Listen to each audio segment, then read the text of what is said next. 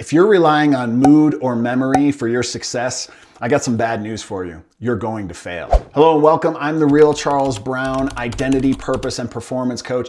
And today I'm going to give you a really important tip on how to achieve your goals, be more successful, and eliminate a little bit of burnout from your life. How does that sound? I share this advice very often and very frequently because when I'm working with a client or I'm trying to help someone make significant changes in their life, it can quickly become very overwhelming. And if you think about your own New Year's resolutions, right? We all kind of know the joke, you know, those resolutions last for about a week or two, and then something happens and we fail at that, and then we're right back to where we started from. Well, why is that? 99% of the time, it's because we're relying on our mood or our motivation to take the actions and the steps necessary to achieve that goal. What do I mean by that? We always have really great intentions on January 1st. We all really believe and really want to make significant changes in our life. And of course, you know, the most popular New Year's resolution always has to do with our health and fitness. So we're going to change our diet. We're going to exercise. There's a couple problems with that type of strategy when it comes to goal setting and goal keeping, but I want to focus right now on this idea of mood and memory. And you may not even realize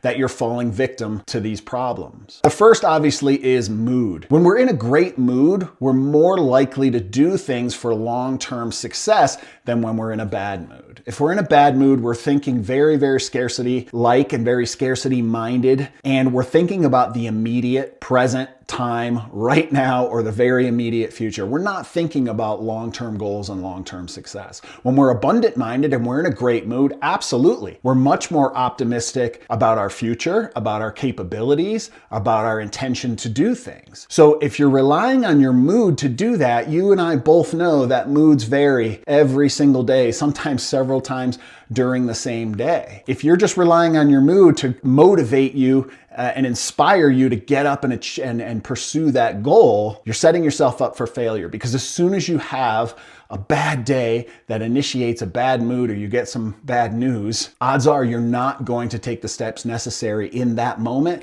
to achieve that longer term goal. The other weakness, the second weakness in this formula, is memory. If you're counting on your memory to remind you to do that thing, to read those 10 pages, to do whatever it is that you broke down, those little micro steps to achieve that larger goal, our memories are not what we think they are. You know, if you watch any kind of reality TV or you like Law and Order or anything like that, you know that our memories, not only are they inaccurate and incomplete, but also they can be influenced. There's a bunch of studies out there in the world of psychology that show that people's memories can be influenced just by groupthink, just by what other people are doing, just by what other people believe that they perceived. Your memory can be impacted by multiple things, including what you ate, how well you slept. Oh my gosh, memory is very unreliable. Our memory comes and goes. We tend to focus on the things that we care about most. So if you're relying on being in a good mood and remembering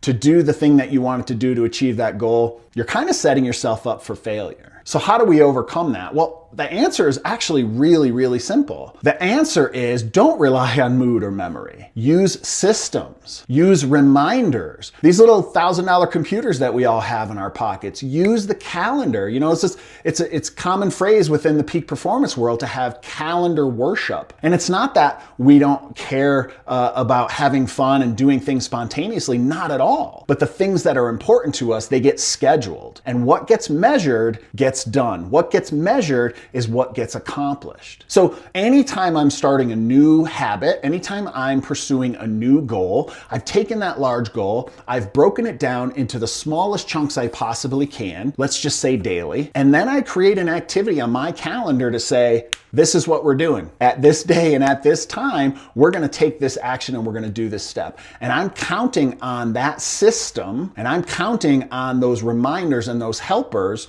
to make sure that I do each one of those individual steps. I don't have to remember how many times did I work out this week? Is today the day? Was today legs or is today yoga? I don't remember. That brings us to another benefit of using systems and using tools, which is it prevents burnout. So much of our burnout has to do with decision fatigue. We make so many decisions in a day that we literally get exhausted from making decisions.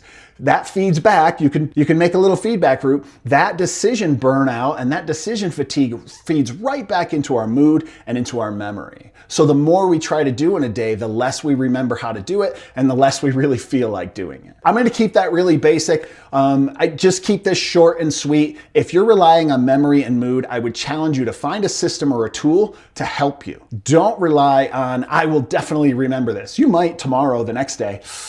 But the further out we go, the less motivated you are to achieve that goal, the less likely you are to remember. And as soon as you get tired and as soon as you have a bad day, you're much less likely to want to do it. Use systems, use tools. You solve a lot of problems in doing that. All right, if you have more questions about that, because I felt like it was kind of brief, maybe I just touched the surface of that, which of course I did, please, comment below, ask some follow-up questions. I'm happy to answer those either in the comments or in another video. So until I see you again, take good care of yourself.